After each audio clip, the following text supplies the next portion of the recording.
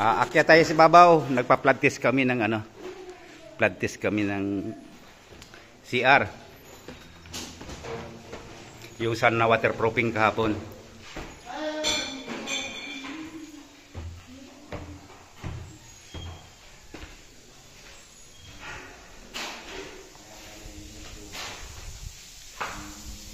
Ito, ibabad to sa tubig ngayon.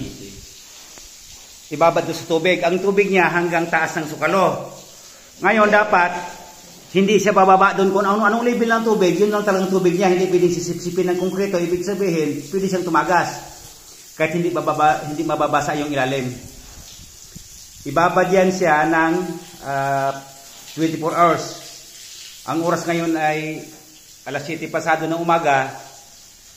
Bukas ng umaga malaman kung kung wala bang leak yung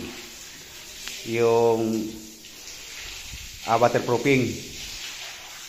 Yan, ibababad to siya ngayon. 24 oras dapat bago siya alisan ng tubig.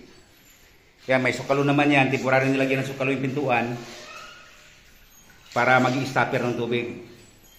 Dapat kung anong lalim ng tubig na nilagay, yun pa rin yung pagdating kinabukasan. At saka dapat yung ilalim nito hindi tatagas.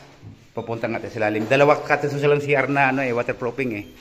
Ito yung isa flood test. Yan, ito yung isa.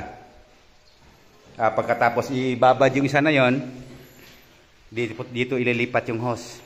Para yung pagdating kinabukasan, dapat yung yung tubig hindi bababa sa level na nilagay ngayon.